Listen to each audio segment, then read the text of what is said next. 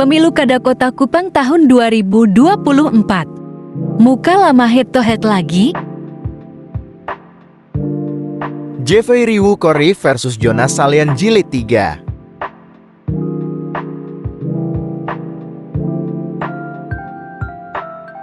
Kota Kupang seperti kekurangan calon pemimpin. Sejak tahun 2007 hingga kini memasuki hajatan pemilu Kada Kota Kupang November tahun 2024. Jonas dan Jeffrey seolah menjadi simbol hajatan 5 tahunan ini. Keduanya sudah berkontestasi dalam 3 pilkada Kota Kupang tahun 2007, tahun 2012, tahun 2017, dan kini akan kembali bertarung pada pilkada Kota Kupang tahun 2024. Jeffrey dan Jonas bahkan telah memulai duel head-to-head sejak pilkada Kota Kupang pada tahun 2012 saat keduanya lolos ke putaran kedua. Saat itu, Jeffrey yang berpasangan dengan Christo Blasi dan diusung oleh koalisi PDI Perjuangan, Demokrat dan Gerindra dengan perolehan suara 66.558 atau 49,92% harus mengakui keunggulan Jonas yang berpasangan dengan Hermanus Mann sebagai calon independen dengan perolehan 88.507 suara atau 57,8%.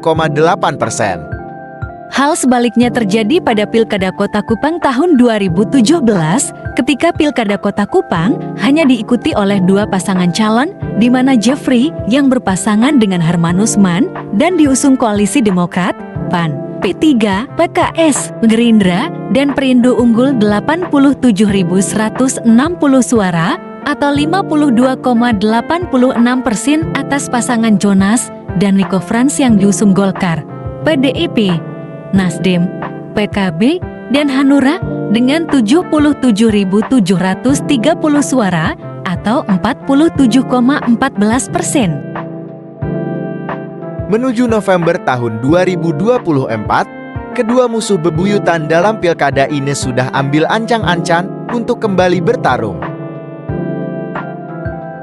Jeffrey melalui jalur independen yang diklaimnya telah mendapat dukungan 100.000 KTP dari warga Kota Kupang, tapi faktanya Jeffrey dan istri beserta rombongan tim suksesnya kerap kali kedapatan sedang melakukan kunjungan dari rumah ke rumah secara langsung bertemu warga untuk meminta dukungan KTP.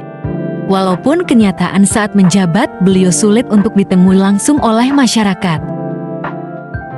Sementara Jonas yang diusung Partai Golkar langsung tancap gas dengan mendeklarasikan kesiapannya untuk maju dalam pemilu Kada Kota Kupang bersama pasangannya, calon wakil wali kota Kupang, Aloysius Sukarda, seorang akademisi dari Universitas Nusa Cendana Kupang.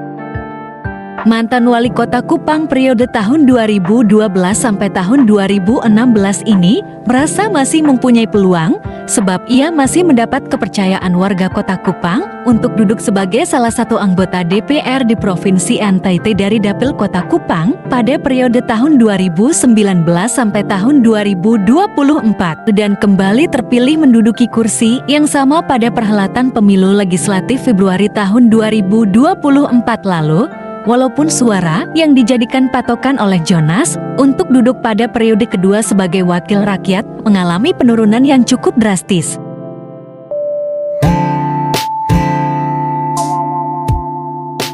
Trik-trik untuk saling jegal pun sudah mulai terlihat. Salah satunya ketika Jonas Salean merasa dirinya kerap menjadi target kriminalisasi terkait kepemilikan tanahnya di Kota Kupang.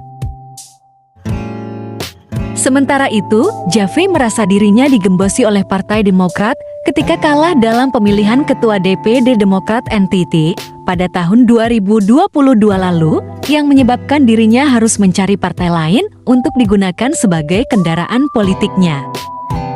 Upaya Jeffrey untuk meloloskan Putri Sulungnya menjadi anggota legislatif pusat pun kandas.